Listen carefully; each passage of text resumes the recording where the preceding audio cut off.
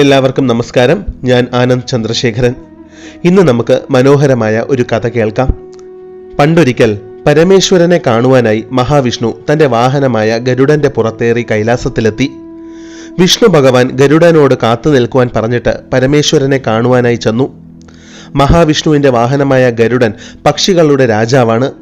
മഹാബലവാനും പ്രകാശ വേഗതയിൽ പറക്കുവാൻ കഴിയുന്നവനുമായിരുന്നു ഗരുഡൻ.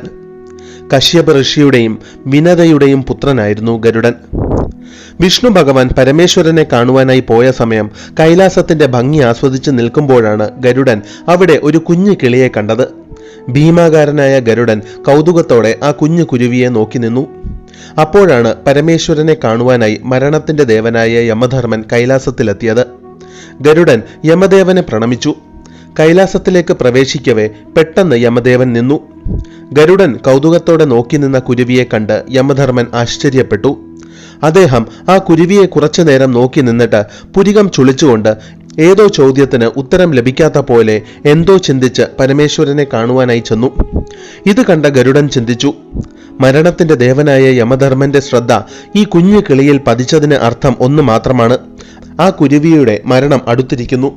ആ കുരുവിയുടെ ആയുസ് കഴിയാറായതിനാലാണ് യമധർമ്മൻ ആ കിളിയെ നോക്കി നിന്നത്. ഗരുഡന് ആ കുരുവിയോട് സഹതാപം തോന്നി. ആ കുഞ്ഞു കുരുവിയെ മരണദേവന് വിട്ടുകൊടുക്കുവാൻ ഗരുഡന് മനസ്സ് വന്നില്ല. ഗരുഡൻ ആ കുരുവിയെ കൈക്കുമ്പിളിൽ ആക്കി പ്രകാശ വേഗതയിൽ പറന്നു. 7 കടലും കടന്ന് ഒരു ഒറ്റപ്പെട്ട മനോഹരമായ ദ്വീപിൽ ഒരു കാട്ടരുവിയുടെ അടുത്തായുള്ള മരത്തിന്റെ ചില്ലയിൽ കുരുവിയെ കൊണ്ടിരുത്തിയിട്ട് ഗരുഡൻ കണ്ണടച്ചു തുറക്കുന്ന സമയം കൊണ്ട് തിരിച്ച് കൈലാസത്തിലെത്തി ഒന്നും സംഭവിച്ചിട്ടില്ല എന്ന മട്ടിൽ നിന്നു. ആ കുരുവിയെ മരണത്തിന് വിട്ടുകൊടുക്കാതെ സുരക്ഷിതമായ സ്ഥാനത്ത് എത്തിച്ചുവല്ലോ എന്നതിൽ ഗരുഡന് ആത്മസംതൃപ്തിയും അഭിമാനവും തോന്നി. സ്വന്തം പ്രവൃത്തിയെക്കുറിച്ചോർത്ത് ഗരുഡൻ സന്തോഷിച്ചു നിൽക്കുമ്പോഴാണ് പരമേശ്വരനെ കണ്ട് യമധർമ്മൻ തിരിച്ചു വന്നത്. താൻ യമധർമ്മനെ കബളിപ്പിച്ചുവല്ലോ എന്ന അഹങ്കാരത്തോടെ, ആ കുരുവിയുടെ ജീവൻ താൻ രക്ഷിച്ചുവല്ലോ എന്ന അഹന്തയോടെ, അല്പം പരിഹാസ ചുവയോടെ ഗരുഡൻ യമദേവനോട് ചോദിച്ചു, യമദേവ, കൈലാസത്തിലേക്ക് പ്രവേശിക്കുന്ന വേളയിൽ അങ്ങ് എന്താണ് ആ കുരുവിയെ കണ്ട് ആശ്ചര്യത്തോടെ നോക്കി നിന്നത്? യമദേവൻ പറഞ്ഞു, ഗരുഡ, ആ കുരുവി ഇവിടെ കൈലാസത്തിൽ നിന്നും 1000 യോജനകൾക്ക് അകലെയായി 7 കടലുകൾക്കും അപ്പുറമായുള്ള ഒരു ഒറ്റപ്പെട്ട ദ്വീപിൽ കാട്ടുരുവിക്ക് സമീപത്തായുള്ള വൃക്ഷത്തിലെ പെരുമ്പാമ്പിന് ഭക്ഷണമാകുവാൻ വിധിക്കപ്പെട്ടതായിരുന്നു. ഇവിടെ നിന്നും ഇത്രയും ദൂരെയായിട്ടുള്ള ആ ദ്വീപിൽ വെച്ച് മരണപ്പെടുവാൻ വിധിക്കപ്പെട്ട ആ കുരുവിയെ കൈലാസത്തിൽ വെച്ച് കണ്ടപ്പോൾ എനിക്ക് വിശ്വസിക്കുവാൻ കഴിഞ്ഞില്ല.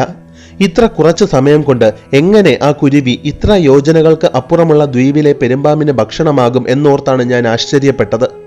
ഇപ്പോൾ എന്തായാലും ആ കുരുവി ഇവിടെ ഇല്ലല്ലോ.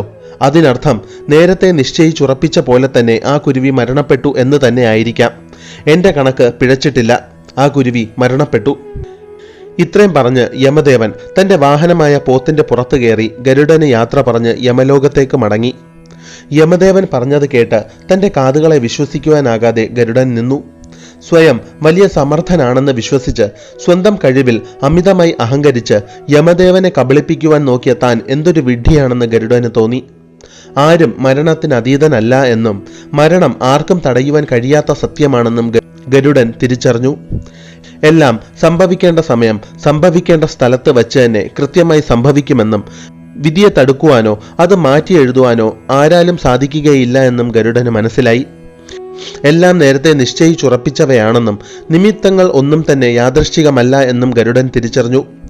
അതിനാലാണ് ആ കിളിയുടെ മരണം അടുത്ത വേളയിൽ കൃത്യമായി താൻ കൈലാസത്തിലെത്തിയതും അറിയാതെയാണെങ്കിൽ പോലും കൃത്യസമയത്ത് ആ കിളിയെ മരണത്തിന്റെ പടിവാതിൽക്കൽ താൻ കൊണ്ടുചെന്നെത്തിച്ചതുമെന്ന് ഗരുഡൻ തിരിച്ചറിഞ്ഞു. നിയോഗം എന്ന വാക്കിന്റെ അർത്ഥം മനസ്സിലാക്കിയ ഗരുഡൻ താൻ ഒന്നുമല്ല എന്ന് മനസ്സിലാക്കി എളിമയോടെ വിഷ്ണു ഭഗവാൻ പരമേശ്വരനെ കണ്ട് മടങ്ങി വരുന്നതും കാത്ത് കൈലാസത്തിൽ നിന്നു. എല്ലാവർക്കും ഈ കഥ ഇഷ്ടമായെന്ന് ഞാൻ പ്രതീക്ഷിക്കുന്നു. നന്ദി.